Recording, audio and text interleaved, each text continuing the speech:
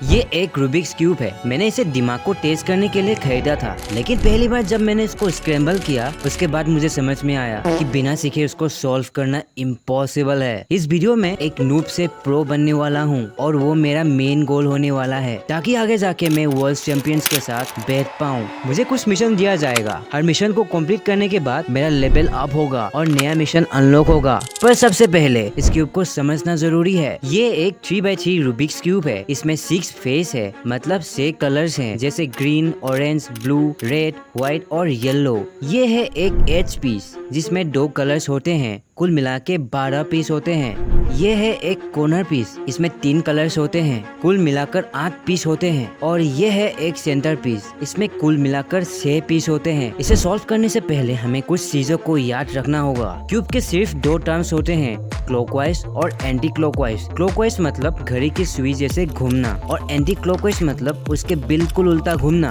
Cube के right side, जिसको cube के लैंग्वेज में आर कहते हैं, इसको ऊपर घुमाओ तो क्लॉकवाइज होगा और नीचे घुमाओ तो ये एंटी क्लॉकवाइज होगा, मतलब आर और आर प्राइम मतलब एंटी क्लॉकवाइज। और हाँ, वैसे ही L prime, U prime, F prime और डी प्राइम। और हाँ, ये सबको एल्गोरिथम बोलते हैं, पर मैं इन सबको फॉर्मूला कह के बोलूंगा क्योंकि मुझे फॉर्मूला 1 चलाना है। जब मैंने एल को देखा था, ये बिल्कुल उल्टा था, मतलब एल को ऊपर घुमाने से एंटी क्लॉकवाइज और नीचे घुमाने से क्लॉकवाइज, इसलिए मैंने इसको चेंज कर दिया। अब ये एल भी बाकी के जैसे बन गया है।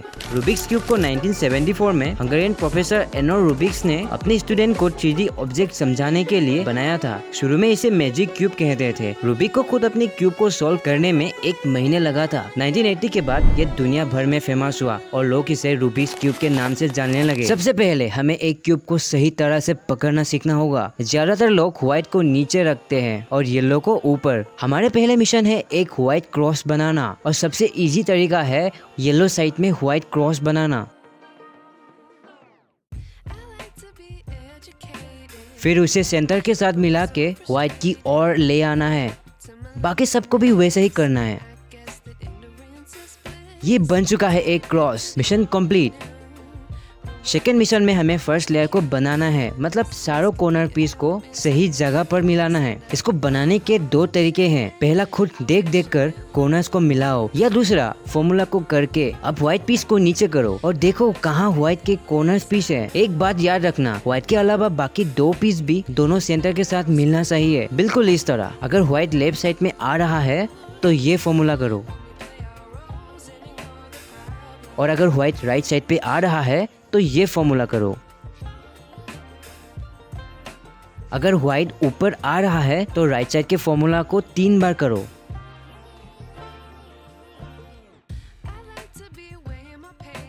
कभी कभी व्हाइट नीचे इस तरफ आ जाते हैं, तब भी राइट वाले फॉर्मूला को करो। सेकेंड मिशन भी कंप्लीट। अगला मिशन सेकेंड लेयर को बनाना है, जो बहुत ही आसान है, पर यहाँ गलतियाँ बहुत होते हैं जिससे फर्स्ट लेयर खराब हो जाते हैं। यहाँ पे हमें साइड के एज पीस को सॉल्व करना है। सबसे पहले तुम्हें ऊपर के एज पीस को सेंटर पीस के साथ मिला के देखना है। अगर मिल जाता है तो उसके लेफ्ट या राइट सेंटर पीस को देखो कि ऊपर वाले एज पीस के साथ ये मिल रहा है कि नहीं। अगर लेफ्ट तो ये फॉर्मूला, अगर राइट तो ये फॉर्मूला।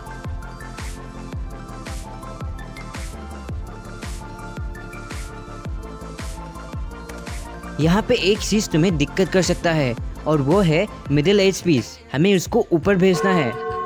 अरे ऊपर नहीं, क्यूब के ऊपर। उसके लिए ये फॉर्मूला यूज करो। यहाँ के मेन गोल सारे येलो पीस को ऊपर भेजना है। Third mission complete. Fourth mission में हमें एक येलो क्रॉस बनाना है। उसके लिए इस फॉर्मूला को करते रहो।